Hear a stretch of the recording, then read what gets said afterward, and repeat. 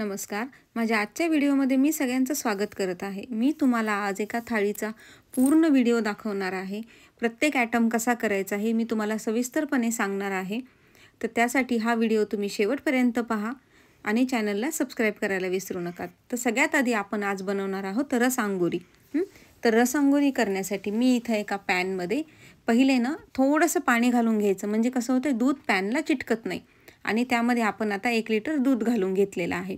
दूध पूर्ण गरम होऊ द्यायचं. गरम झाल्यानंतर मी त्याच्यामध्ये 2 चमचे विनेगर घेतलेलं आहे एका वाटीमध्ये. त्यात थोडंसं पाणी घालून घ्यायचं. आता हे दूध पूर्ण गरम झाल्यानंतर हे विनेगरचं पाणी आपण दुधामध्ये घालून घेणार आहोत. ते पाणी घातल्यानंतर त्याला कंटिन्यू हलवत राहायचं.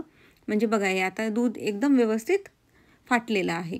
तर आता आपल्याला याचं पनीर बनवून घ्यायचं आहे आधी.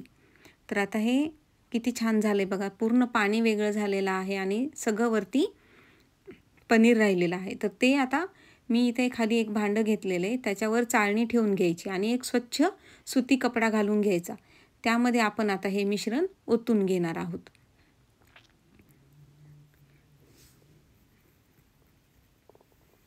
आता हे झाल्यानंतर ह्याच्यामध्ये लगेचच थंड पाणी घालून घ्यायचं. थंड पाणी घातल्यामुळे काय होतं, त्याची कुकिंग प्रोसेस एकदम थांबून जाते आणि जे विनेगर घातलं होतं त्याचे पूर्ण टेस्ट निघून जाते. ते व्यवस्थित आपल्याला धुवून घ्यायचं असते.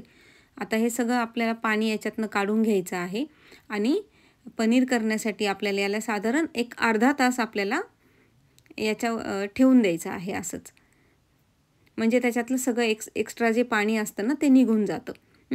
तर आता रसआंगोरी करण्यासाठी आपल्याला त्याचं दूध बनवून घ्यायचं आहे. त्यासाठी मी इथे एका पॅनमध्ये परत 1 लिटर दूध घेऊन घेतलेलं आहे. हे दूध आपल्याला आता 1 लिटरचं अर्धा लिटर करून घ्यायचं आहे. तोपर्यंत याला छान व्यवस्थित उकळू द्यायचं. हे दूध आपल्याला घट्ट करून घ्यायचं आहे. तर आता 1-2 उकळी आल्यानंतर मी याच्यामध्ये केसर घालून घेतलेलं आहे. म्हणजे कसं थोडासा त्याचा कलर चेंज होतो दुधाचा. पण मी जसा बाहेरची रसआंगोरी असते तसा कलर येण्यासाठी म्हणून ह्याच्यामध्ये थोडंसं फूड कलर घालून घेतलेला आहे येल्लो. आता हे तुम्ही बघा इथं दूध चांगलं आपलं आटलेलं आहे. अर्ध्याला अर्ध झालं आहे ते आता. अशा वेळेला त्याच्यामध्ये मी अर्धी वाटी साखर घालून घेतली आहे. साखर घातल्यानंतर आता हे छान उकळी आल्यानंतर त्याचं दूध आता आपलं तयार झालेलं आहे. तर ते थंड होण्यासाठी आपण साईडला ठेवूयात. आता आपण एका पॅनमध्ये पाणी घालून घेणार आहोत. 2 कप पाणी घातले, त्याच्यामध्ये मी 1 कप साखर घालून घेतलेली आहे. आता हे बघा तुम्ही, आपलं पनीर पण आता छान रेडी झालेलं आहे. तर आता याला आपल्याला व्यवस्थित मिक्स करून घ्यायचं आहे. याला 5 मिनिट कंटिन्यू आपल्याला याला व्यवस्थित मळून घ्यायचं आहे. ह्याचा हे असा छान असा गोळा तयार झाला पाहिजे. मग हे गोळा झाल्यानंतर आता याचे आपल्याला छोटे छोटे गोळे करून घ्यायचे आहेत. जसे रसआंगोरीचे छोटे छोटे गोळे असतात त्या पद्धतीनं आपण याचे गोळे करून घेऊयात.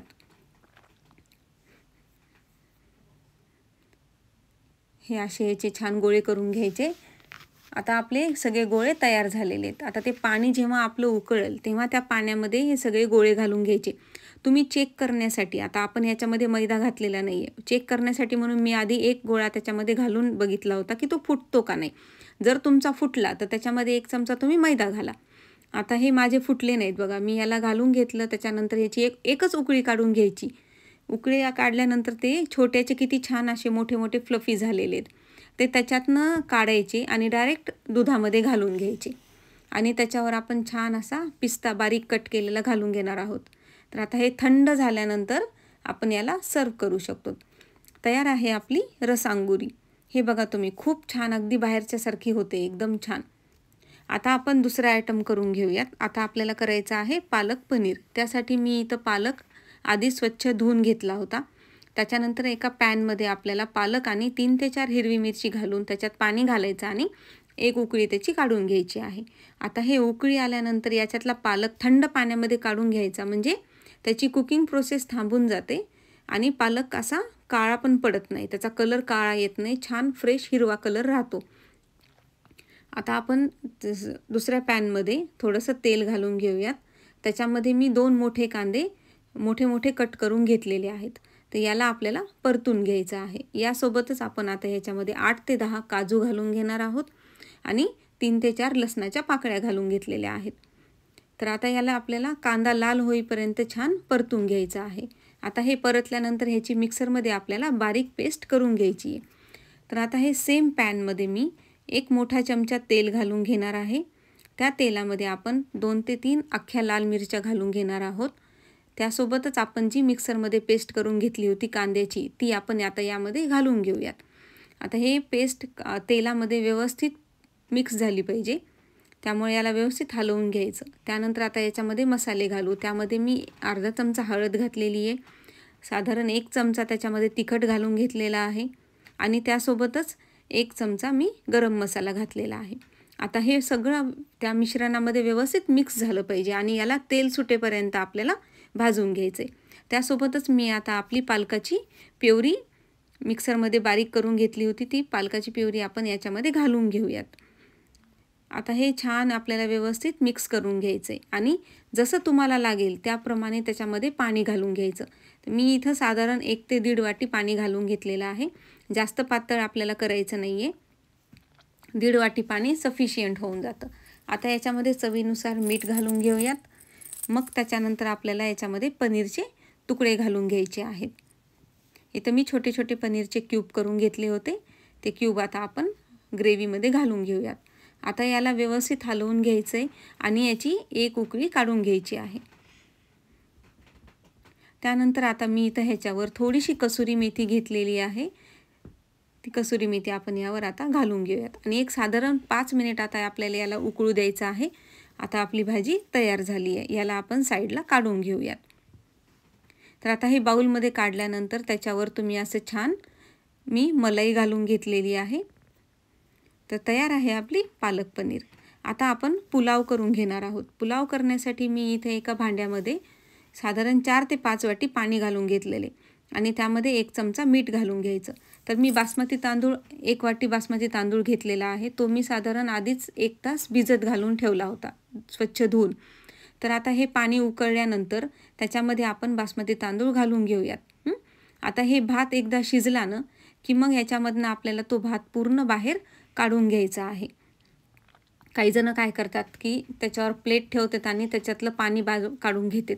पण आता हे मी याच्यामधनं भात काढून प्लेटवर घालून घेणार आहे. या पद्धतीनं केलं ना तर पुलाव अगदी मोकळा आणि खूप छान होतो, एकमेकाला दाणे चिटकत नाहीत. तर आता हे भात आपण पूर्ण पाण्यातनं काढून घेतलेला आहे. आता याला थंड होण्यासाठी ठेवूयात. गरम असताना नाही त्याला फोडणी द्यायची, नाहीतर परत भात आपला चिकट होतो मग खूप. आता हे थंड झाल्यानंतर मी एका पॅनमध्ये 1 चमचा तेल घातलेला आहे. त्याच्यासोबतच 1 चमचा बटर घालून घेतलेला आहे. आता त्याच्यामध्ये आपण खडे मसाले घालून घेऊ. त्यात मी 2 लवंग, 1 चक्री फूल, 2 हिरवी विलायची आणि 2 मिरे घालून घेतलेले. त्यासोबतच आपण आता 1 चमचा जिरे घालून घेणार आहोत. आता मी इथं 1 मोठा कांदा उभा कट करून घेतलेला आहे. तो आता आपण यामध्ये घालून घेणार आहोत. कांदा थोडासा गुलाबी रंग आला की त्याच्यामध्ये आपण गाजर घालून घेऊयात. गाजर आणि हिरवे मटार मी इथं घातलेले आहेत. तुम्हाला अजून दुसऱ्या भाज्या कोणत्या आवडत असतील त्या भाज्या सुद्धा याच्यामध्ये घातल्या तरी चालतात. तर आता हे थोड्याशा भाज्या आपल्या नरम होऊ द्यायच्या, त्यामुळे मी त्याला थोडं 1-2 मिनिट झाकून ठेवलं होतं. आता ते भाज्या नरम झाल्यानंतर त्याच्यामध्ये आपण अर्धा चमचा हळद, 1 चमचा तिखट आणि 1 चमचा मी इथं पावभाजी मसाला घातलेला आहे. पावभाजी मसाल्यामुळे काय होतं की भाताला खूप छान टेस्ट येते. आता हे आपण व्यवस्थित हलवून घेऊयात. यात चवीपुरतं आपण मीठ घालून घेणार आहोत. आता हे मीठ घातल्यानंतर याला व्यवस्थित आपल्याला परतून घ्यायचं आहे 1-2 मिनिट साधारण. आणि त्यामध्ये आपला हे थंड झालेला जो भात आहे तो पूर्ण त्याच्यामध्ये घालून घ्यायचा आहे. आणि याला हलवताना आहे ना एकदम व्यवस्थित आदर मिक्स करून घ्यायचं, नाही तर मग ते काय होतं आहे भाताचे ते शीत असतं ना त्याचे 2 तुकडे पडतात. मग तसं त्याचा तुकडा नाही झाला पाहिजे. अशा पद्धतीनं याला एकदम जेंटली हँडल करायचं आणि व्यवस्थित त्याला हलवून घ्यायचं आहे. आता हे बघा तुम्ही किती छान भाताला कलर आलेला आहे आणि किती मस्त मोकळा असा आपला पुलाव तयार झालेला आहे. आता हे पूर्ण मिक्स झाल्यानंतर मी याच्यावरून साधारण 2 ते 3 चमचे आपलं तूप घालून घेतलेलं आहे. यामुळे काय होतं आहे खूप छान टेस्ट येते भाताला. तुम्ही ना त्याच्यावर 1 चमचा बटर घातलं तरी पण चालतं आहे. तूप घातल्यानंतर मी 2 मिनिट साधारण ह्याला एक वाफ आणून घेईल आणि त्यानंतर पुलाव आता आपला रेडी झालेला आहे. तर हे बघा तुम्ही, आता आपला पुलाव आणि भाजी सगळं रेडी आहे. आपण आता रायता करून घेऊयात. तर रायता म्हणजे कोशिंबीर करण्यासाठी मी इथे एका भांड्यामध्ये एक मोठा कांदा बारीक कट करून घेतलेला आहे. त्यासोबतच एक मोठा टोमॅटो पण बारीक कट करून घेतलेला आहे आणि काकडी ह्याच्यामध्ये घालून घेतलेली आहे. त्यावर आपण साधारण एक मोठी वाटी दही घालून घेणार आहोत. त्यासोबतच त्याच्यामध्ये 1 चमचा जिरे पावडर घातलेला आहे. त्यानंतर चवीसाठी म्हणून थोडीशी साखर घातलेली आहे आणि चवीनुसार मीठ घालून घ्यायचं आहे. आता याच्यावर मी एक फोडणी घालून घेतलेली आहे. फोडणी म्हणजे काही नाही, फक्त गरम तेलामध्ये मी थोडंसं जिरे मोहरी आणि कढीपत्ता घालून त्याची फोडणी करून घेतली होती. ते आपण आता ह्या कोशिंबीरमध्ये घालून घेणार आहोत. आता हे व्यवस्थित मिक्स करून घ्यायचं. तर कोशिंबीर आता आपली तयार झालेली आहे. तुम्हाला हा व्हिडिओ कसा वाटला हे मला कमेंटमध्ये नक्की सांगा. तयार आहे आपली राखी पौर्णिमा स्पेशल थाळी.